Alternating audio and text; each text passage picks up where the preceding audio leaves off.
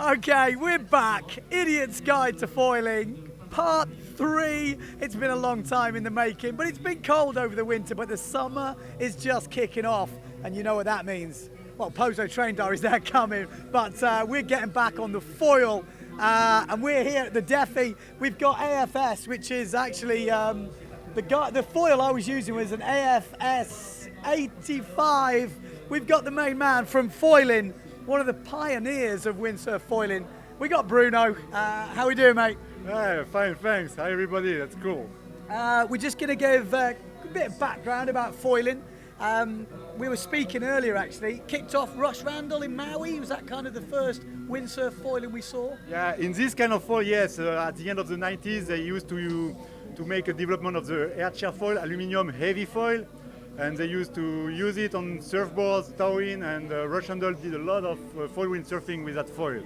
But long time ago, in the 70s, Arken did a kind of W foil on a windsurfer. We can see some sick video clip on YouTube. It's amazing.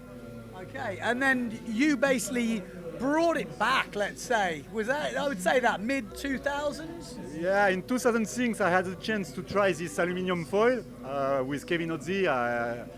I bought one like this just to try, you know. And my friend, ex-world champion, speed world champion, Emmanuel Bertin, he was working with Paolo Rista, old legend of windsurfing also. And they were working on foils, and they gave me many foils to try. And then I said, hey, we have to, with the carbon now, I'm sure we can make something crazy. So in 2006, we created the first carbon foil, AFS1. And the development took 3 years. And in 2009, we produced the first board and foil for wind foiling. Okay, so skip forward a few years. When I was getting into foiling, I had a look around the market and I got recommended. A lot of people said, get the AFS 85. It's the most stable, it's pre-preg carbon. I'm not going to give it too much, but I went out and got one of them. Since then, I've been in contact with these boys and they're going to upgrade me, because if you've been following my videos, I thought I progressed pretty quick. I've had about less than 10 goes on the foil, but the foil has been performing well.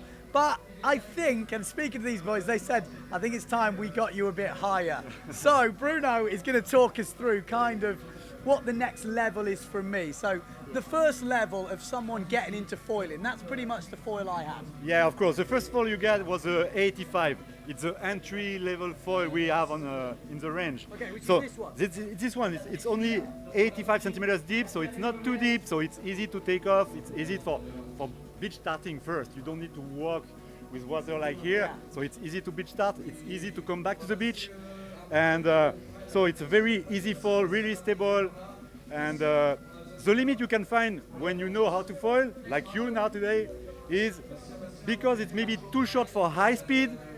When you are faster, the reaction is harder to time. So you need a longer mast to have more tolerancy. Okay, so now you're gonna go with a 95, which is more racy, and on this foil you're gonna put some smaller wings to be faster. Okay. And the next step after this will be to go on the 105 with race wings. And the race wings are thinner, they are faster, but they are more technical. So you started with bigger wings, easy, stable, stability and tolerancy. And with the race, we go with something more radical, more faster, of course, but more technical. So obviously, we'll have a look at this. I'm just going to maybe turn that one round just so we can see it. Here you can see, so the foil is, the profile are quite easy, they are quite flat, it's just dedicated to glide. Because what I found it with, for me, it got up very simply, but the stability at the top was very good. Yeah, that's the point. The foil is perfectly balanced. But after, you can play with the trim here. You can, if you put some lift on the stab, you will have more power to take off earlier. But then the control will be more difficult. You know. So then, for the next step, if you want to go with higher wind, higher speed, we created some wings with not winglets, but kind of work to increase the stability at higher speed.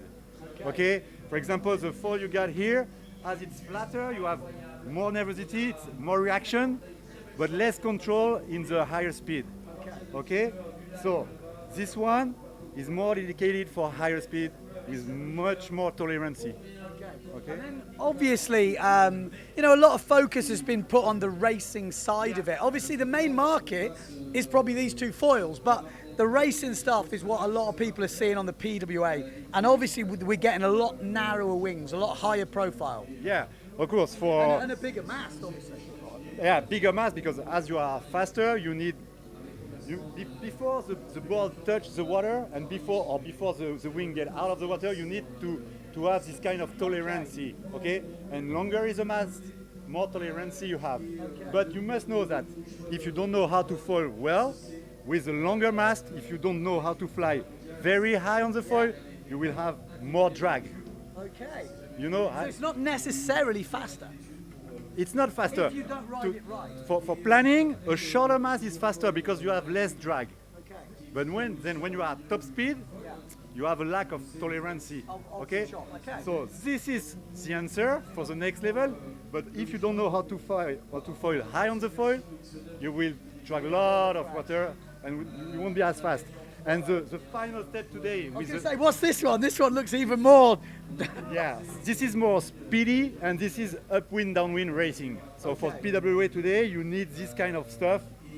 So this is dedicated to upwind and downwind only. It's very powerful. It's you have a lot of power on your front leg, and if you try to make a speed run crosswind, you're gonna burn there.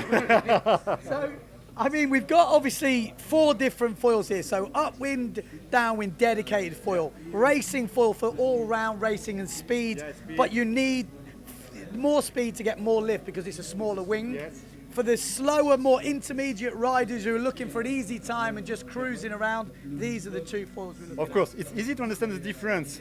The profile is, when it's thinner, it's faster, but you have a lack of lift, of power, okay? So for a beginner, it's better to have a big, huge front wing because it gives lots of power, so it lands very early. You can fly at very low speed, and you have a lot of tolerancy because it's very slow in the maneuver, you know? Okay. And the extreme opposite, here Yeah, for surfing. I was going to say this one. Okay, for surfing, we need to plan very early on the wave, and the profile is huge.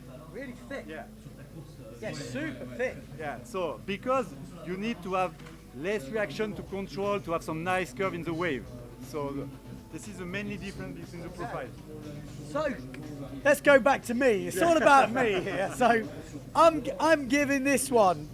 We're going to skip this one, and we're going to move on to a higher mast. You go on a higher mast. So today you'll be able to go faster with your foil. Okay. Next question. We've got. This is the wing I've got at the moment.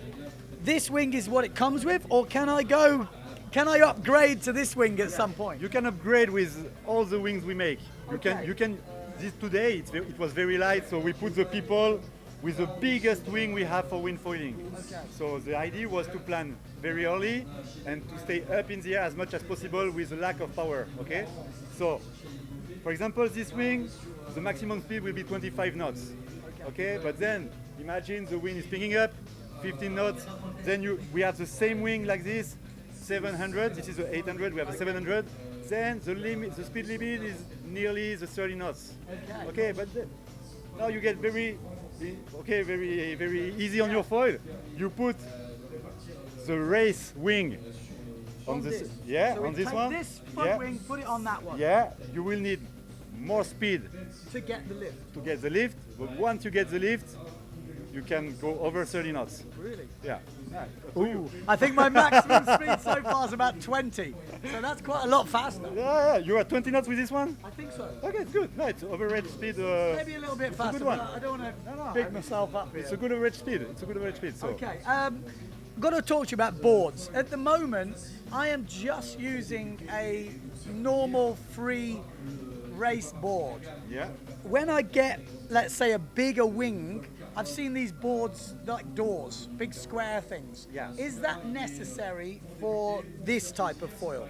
Not on this one. Okay. It's going to be necessary when you reach the 1 meter, more than 1 meter with foil. the wing. Why? Because the power delivered by the mast, you need to control the balance with Leverage. a bigger board. So you need more leverage Yeah, when you get higher. it's like on a windsurf board when you use if you put this small foil, this little foil, on a Formula board, it will be too small, like a too small fin on a board. Okay. So you will have a lack of stability. Okay. And on the opposite, if you use the biggest foil okay. on a very narrow board, it will be too powerful for the. Got no control because you need the that's it. leverage on the So way you have out. to find the right balance between your foil and your board. Okay. So here with the intermediate one, you still can play with not very small board, but I mean 75 centimeters wide Okay. is a minimum to use on this one. Do they measure tail width? Is that a thing they do in foiling? Do they say, oh, this board's got a tail width for this? It doesn't really.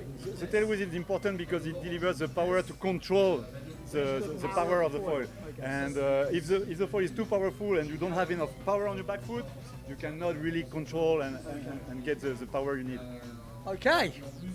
Interesting. So quite a lot to take in here. So I'm going to end up with the 95, so I'm gaining 10 centimeters. Easy. We're going to have. I'll probably keep this wing if that's okay. Maybe upgrade. Now you know where this one. It's time for you to go with a faster wing. So we have a 700 speed, Okay. which is smaller than this one. Yes. So for the high wind days, Okay. you will feel the difference for sure. So if I put the GPS on, I should top have to. over 20. You have to put the GPS and to see the difference between all the wings. You will be surprised. Okay. Well, there you go. I think Bruno has already lined up the next Idiot Guide for Foiling Part 4 will be a GPS speed test for me. We're going to Portugal after this, so we'll probably try and line it up then, and we'll maybe check the speed differences. So I hope you've maybe learned something. I've definitely learned something there. I'm excited to get it on the water.